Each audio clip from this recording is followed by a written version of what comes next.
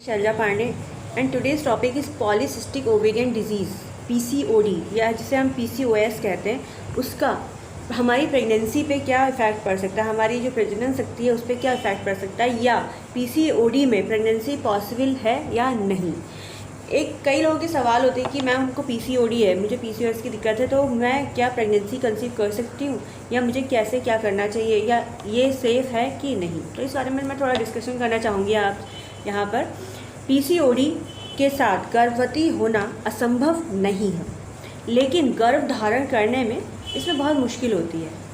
ऐसा इसलिए होता है क्योंकि पीसीओडी जो होता है महिलाओं में हार्मोनल इम्बैलेंस कर देता है।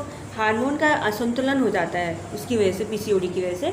तो उसकी वजह से क्या होता है, सामान्य जो ओवुलेशन है या पीरियड्स जो आता है, महीना आता है जो लेडीज़ को, वो डिस्टर्ब हो सकता है। और जो एग होता है, जो ओवरी में एग बनता है, उसकी जो गुणवत्ता है, जो उसकी क्वालिटी है, उस पर जो है प्रतिकूल प्रभाव पड़ सकता है। तो इसकी वजह से जो है इस टाइम पे प्रेगनेंसी में मुश्किलें पैदा हो जाती हैं, या फिर प्रेगनेंसी जो होती है वो थोड़ा सा रिस्की हो जाती है, मगर असंभव नहीं होता है। प्रेगनेंसी कंसीव कर सकते हैं, और अगर मतलब फुल ऑन प्रिकॉशन और अगर सेफली अगर सब कुछ रहे और डॉक्टर्स के परामर्श लेते रहें तो ये प्रेगनेंसी डेफिनेटली सक्सेसफुल भी होती है। अब क्या होता है कि हार्मोन में इम्बैलेंस संबंधी जो समस्या होती है या जो असंतुलन हो जाता है उसको हम पीसीओडी कहा जाता है। इसमें क्या होता है कि इसे हम स्टीन-लेवेंथल सिंड्रोम भी इसके नाम से भी जानते हैं, स्टीन-लेवेंथल सिंड्रोम के नाम से भी जानते हैं। इस रोग में कारण क्या होता है, महिलाएं जो होती हैं अधिक मात्रा में उनमें क्या होता है, एंड्रोजन हार्मोन होता है जो कि मेल हार्मोन होता है। तो इसमें क्या होता है कि जो मेल हार्मोन होता है एंड्रोजन, वो महिलाओं में अधिक सिक्रीट होने लगता है। अब उसके अलग अलग सिम्टम्स होते हैं, हर महिला में इसके जो है अलग अलग सिम्टम्स आते हैं। कई महिलाओं में जो है बॉडी में हेयर ग्रोथ इंक्रीज़ हो जाती है, कई का वज़न बढ़ जाता है, कई के जो है महीना डिस्टर्ब हो जाता है। कई लोगों को पता ही नहीं चलता है कि आपको पीसीओडी है कि नहीं। पीसीओएस की दिक्कत होती है, उसके बाद भी महिलाओं को अंदाज़ नहीं आता है। जब काफ़ी ये सिम्टम्स आने लगते हैं तो उसके बाद वो डॉक्टर से परामर्श लेती है, तो उनको पता चलता है कि उनको ये परेशानी है। तो इसमें जब पता, इसके कारण जो अलग अलग महिलाओं में अलग अलग सिम्टम्स आते हैं। इसे कभी कभी हम साइलेंट किलर भी कहते हैं, क्योंकि हमें पता ही नहीं चलता है कि हमें ये परेशानी हो रही, तो इसको साइलेंट किलर भी कह सकते हैं। इसमें क्या होता है कि ओवरी में छोटे छोटे फॉलिकुलर वाली सिस्ट बन जाती हैं, जिसे हम स्ट्रिंग ऑफ पर्ल्स कहते हैं, स्ट्रिंग ऑफ पर्ल्स। तो ये जो है इसमें फॉलिकल वाली सिस्ट छोटी छोटी कई बार मल्टीपल सिस्ट भी बन सकती हैं। इंसुलिन रेजिस्टेंस हो सकता है, और ओवुलेशन प्रक्रिया दब जाती है, मतलब ओवुलेशन की होने की जो प्रक्रिया है वो डिस्टर्ब हो सकती है। ओवरवेट हो सकता है पेशेंट। गर्दन में और कांख में क्या होता है कि चिपचिपा एक मतलब चिप्पी जैसी बन जाती है त्वचा की, जिसे हम स्किन टैग भी कह सकते हैं। जैसे हमारी ये स्किन है और यहाँ पे एक चिप्पी जैसी बन गई, जैसे कोई सी ने अलग से चिप लगा दी है, तो इस टाइप से स्किन पैचेस जैसे या स्किन टैग जैसे बन जाते हैं। पेल्विक पेन होता है, पेशेंट को टेंशन या डिप्रेशन की कंडीशन होने लगती है, और इसमें स्लीप एपनिया की भी दिक्कत हो सकती है। तो इस टाइप से इसमें पीसीओडी में ये सिम्टम्स आते हैं पेशेंट में। अब क्या होता है कि हमारी प्रेगनेंसी को ये कैसे इफ़ेक्ट कर सकती है, गर्भावस्था के समय पीसीओडी कैसे अफेक्ट कर सकता है गर्भधारण को। तो इसमें क्या होता है, जो पीसीओडी की लेडीज़ होती हैं, अगर वो प्रेग्नेंट हैं तो उनमें खतरा बढ़ सकता है उस टाइम पे, जैसे अबॉर्शन होने के चांसेस, गर्भपात होने के चांसेस बढ़ सकते हैं, हाई ब्लड प्रेशर रह सकता है उनको, और ब्लड शुगर इंक्रीज़ हो सकता है। जो प्रेगनेंसी के टाइम डायबिटीज़ होती है तो उसके चांसेस बढ़ सकते हैं। बच्चों का समय से पहले जन्म हो सकता है, असमय जन्म हो सकता है। तो यदि आपकी उम्र 35 साल से कम है और आपको पीसीओडी है और आपका जो ओवुलेशन प्रक्रिया है वो नियमित है, अगर आपके पार्टनर को और आपको प्राकृतिक प्रजनन संबंधी ये प्रजनन शक्ति है उसको प्रभावित करने वाली कोई भी समस्या नहीं है, तो आप 1 साल में प्रेगनेंसी कंसीविंग कर सकते हैं। 1 साल का समय लग सकता है। मगर अगर आपको दिक्कत हो रही है, अगर आपके पार्टनर को प्रॉब्लम है, आपके पार्टनर में स्पर्म काउंट्स कम है, अगर लेडीज़ में यूट्रस में कोई फाइब्रॉइड है या रसौली है, जो यूट्रस में रसौली है, तो उसमें समय जो है अधिक लग सकता है। 2 साल का समय भी लग सकता है, 1 साल से ज़्यादा लग सकता है, ये उसमें समय ज़्यादा लग सकता है। 35 से अधिक उम्र अगर हो गई है महिला की, तो उनकी जो प्राकृतिक प्रजनन शक्ति होती है वो अपने आप कम होने लगती है।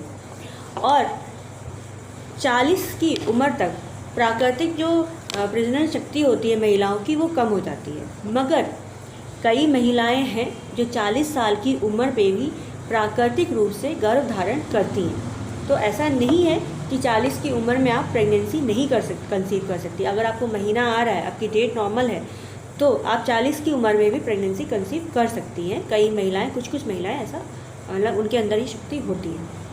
उसके बाद जो है हाँ, इतना ज़रूर है कि कई महिलाओं को 35 साल की उम्र के बाद, क्योंकि प्राकृतिक प्रजनन शक्ति कम हो जाती है, तो कई महिलाओं को दवाइयों का और इलाज का सहारा लेना पड़ता है गर्भधारण के लिए।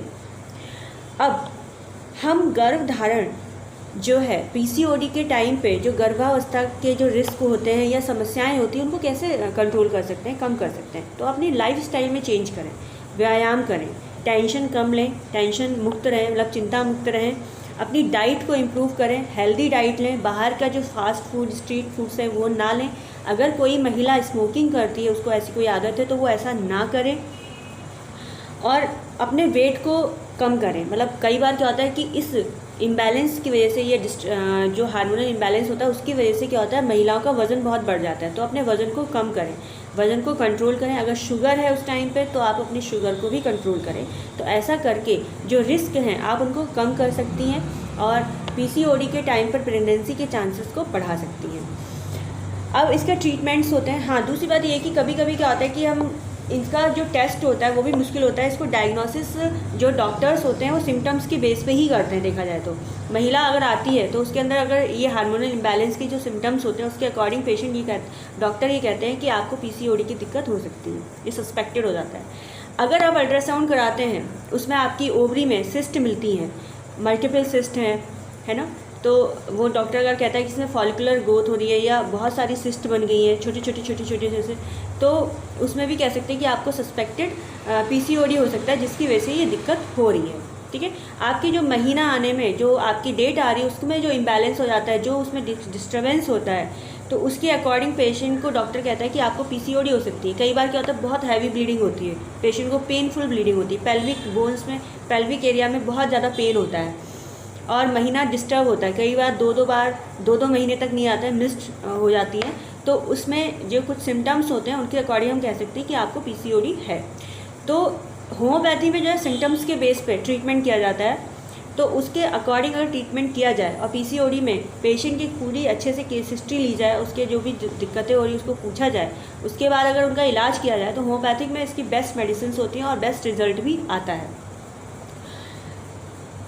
और दूसरी बात, एलोपैथी में भी इसका ट्रीटमेंट होता है। इसमें हार्मोनल मेडिसिन्स दी जाती हैं, जैसे फॉलिकुलर स्टिमुलेटिंग हार्मोन्स दिए जाते हैं, ल्यूटिलाइजिंग हार्मोन या एलएच हार्मोन होता है, उसकी कुछ दवाइयाँ दी जाती हैं।